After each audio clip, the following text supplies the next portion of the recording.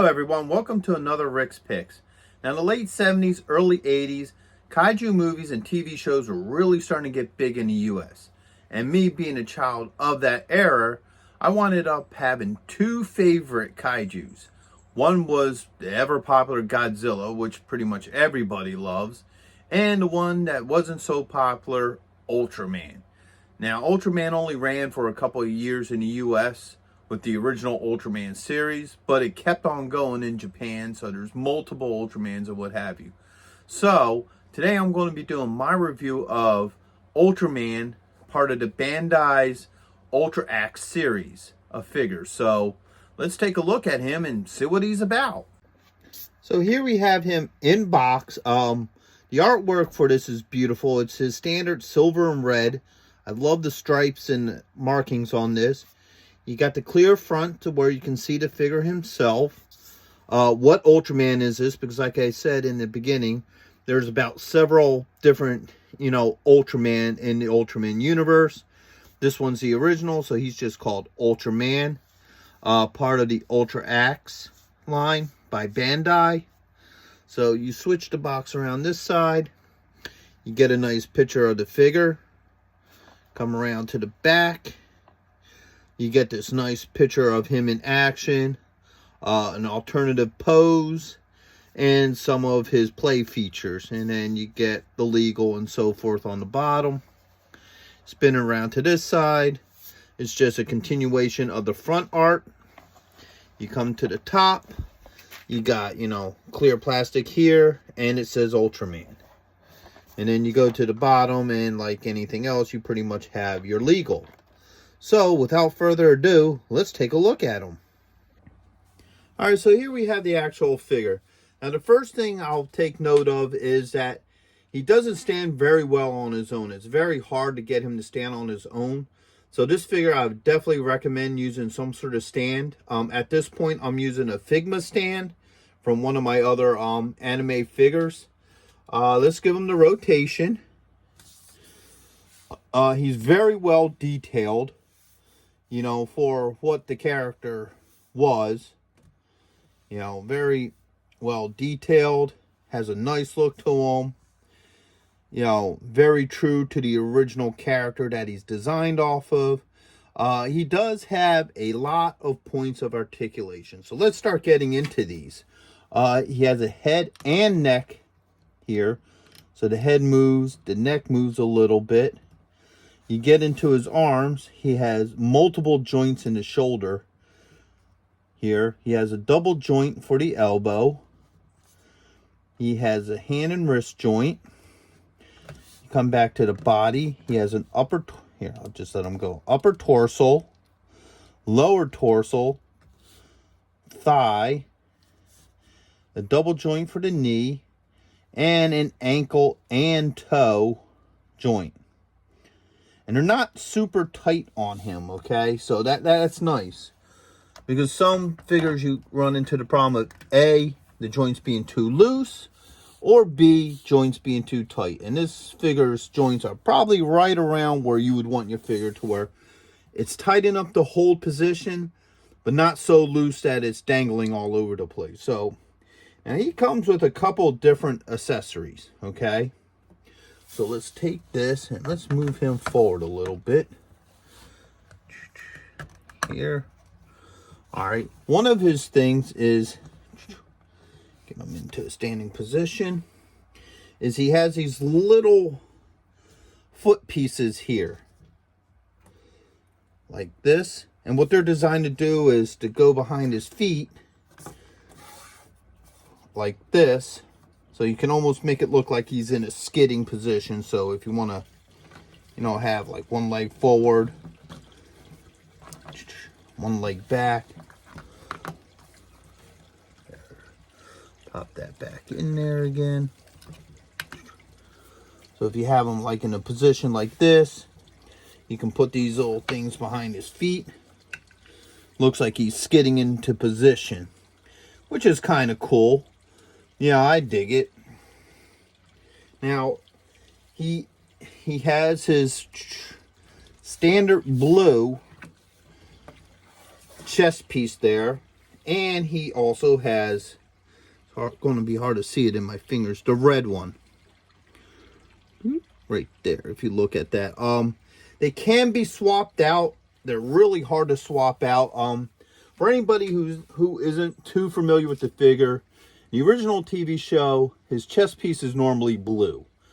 But as the radiation of the earth gets a hold of him, you know, it'll start flashing red because he's only allowed to be in this form for so long before he has to fly up and recharge. So he has a blue one and the red one. Now he has multiple hands. Okay.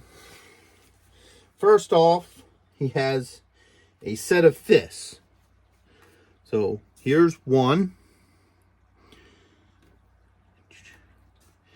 And here is two. So he has two fists, two open hand. Oops. So you have this open hand here, and this open hand here. He has two, I guess they'd be considered semi-open hands. So you have this one here, and this one here. All right, he has, boom, a peace symbol hand. So, you know, everything's okay. Peace. Now we get into the fun ones, okay? First off, he has his disc gray. All right, now his hands come off pretty easily. So that just pops off. You have his disc. Put it in there.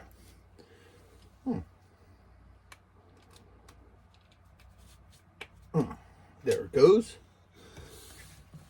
Hook that back up there.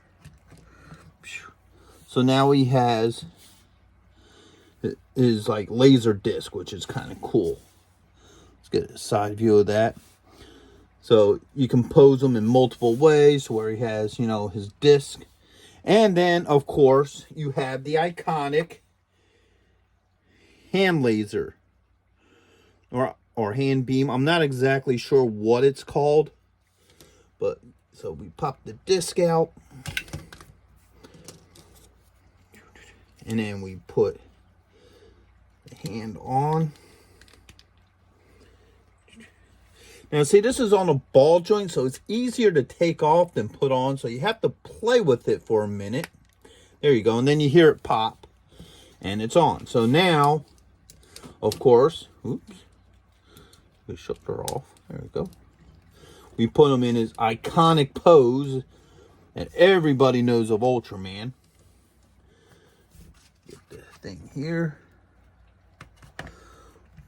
Boom. And of course now he doesn't want to stay because he looks too cool. So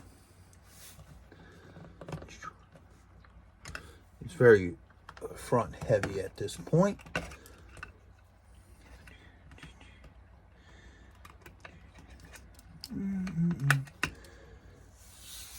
And there you go. Now you have him in his iconic, you know, laser beam pose. And now for extra effect, you can even put these little skid marks behind his feet.